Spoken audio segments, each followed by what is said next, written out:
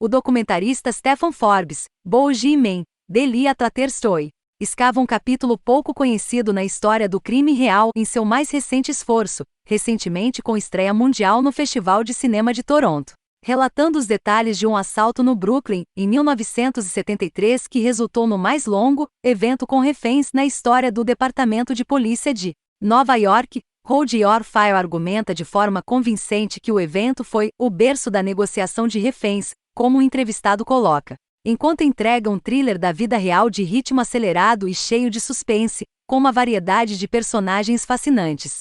O incidente começou quando 4 jovens muçulmanos negros tentaram roubar uma loja de artigos esportivos em Williamsburg, Brooklyn. Eles não estavam em busca de dinheiro, mas sim de armas, espingardas para ser mais preciso, para proteger a si mesmos e suas famílias depois de terem recebido ameaças da Nação do Islã. Antes que pudessem fugir, os policiais apareceram e os criminosos fizeram 11 reféns dentro da loja, incluindo seu dono, Jerry Hicksell.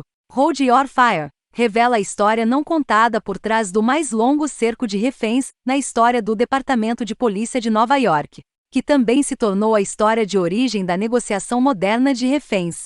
O exame ao estilo Rashomon, do diretor Stephen Forbes sobre o policiamento nos Estados Unidos, contado a partir de uma tríade de perspectivas conflitantes, chega quando o país se encontra em meio a um novo litígio da relação historicamente volátil entre a polícia e as comunidades afro-americanas. Em janeiro de 1973, 47 horas fatais na loja John Angels Sporting Goods no Brooklyn começaram quando 4 jovens negros, Shuai Rayen, Salih Abdullah, Davud Rahman e Youssef Al-Musiddiq, foram encurralados pelo NYPD depois que tentaram roubar armas e munições.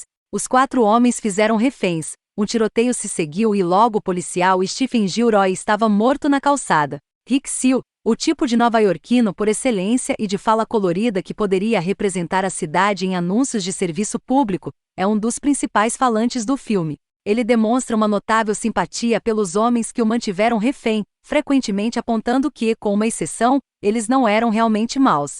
Nesse impasse veio Harvey Selosberg, um oficial do NYPD com doutorado em psicologia.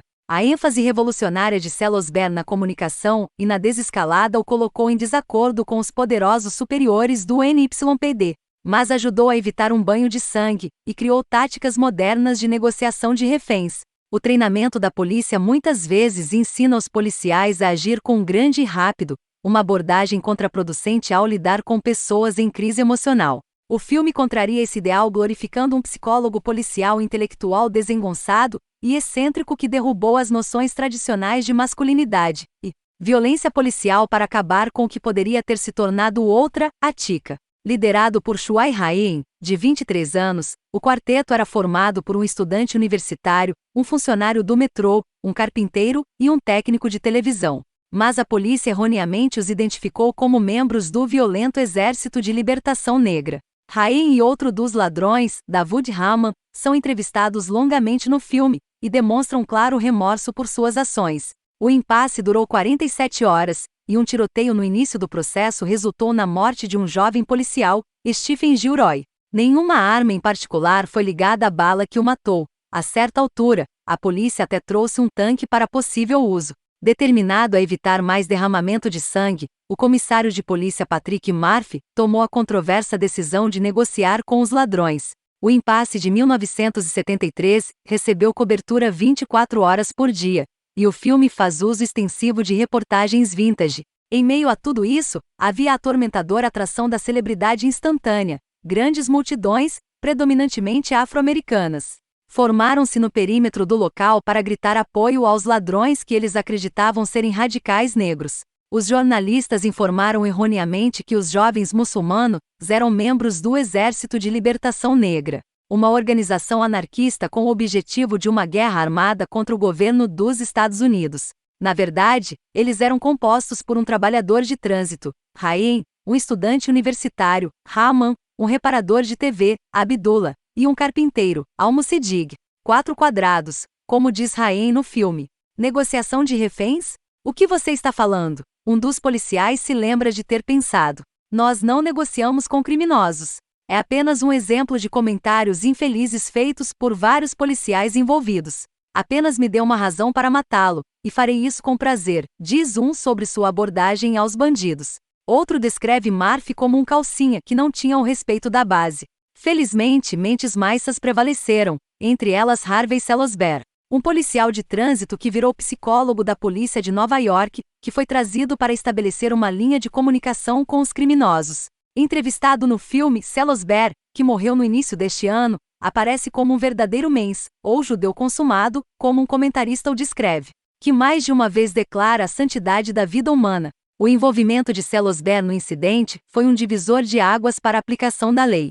Parcialmente inspirado pelos terríveis resultados da revolta na prisão de Attica alguns anos antes, na qual a polícia do estado de Nova York invadiu a prisão, e que resultou na morte de 33 detentos e 10 agentes penitenciários e funcionários.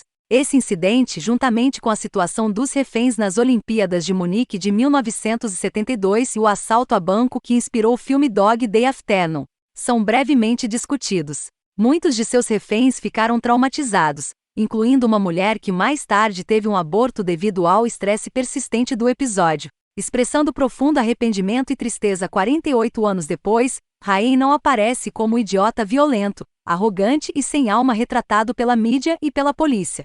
Gostaria que houvesse alguma maneira de voltar ao momento em que decidi entrar na loja, disse ele. Eu não sou um animal. Eu entendo a dor que causei. Depois de cumprir 35 anos de prisão, onde obteve o mestrado, Rain fez as pazes com Hanoi e se tornou uma voz respeitada no movimento de justiça restaurativa dos Estados Unidos.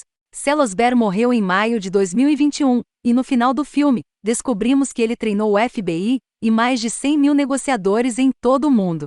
Mas poucos policiais dos Estados Unidos aprendem seus métodos. Nenhuma razão é dada. A Forbes relaciona a história de suspense com uma mistura bem editada de imagens de arquivo de notícias e entrevistas contemporâneas, com muitos dos principais envolvidos, incluindo a filha de um dos reféns, uma mulher negra que se recusou a deixar a loja quando teve a chance porque não confia na polícia.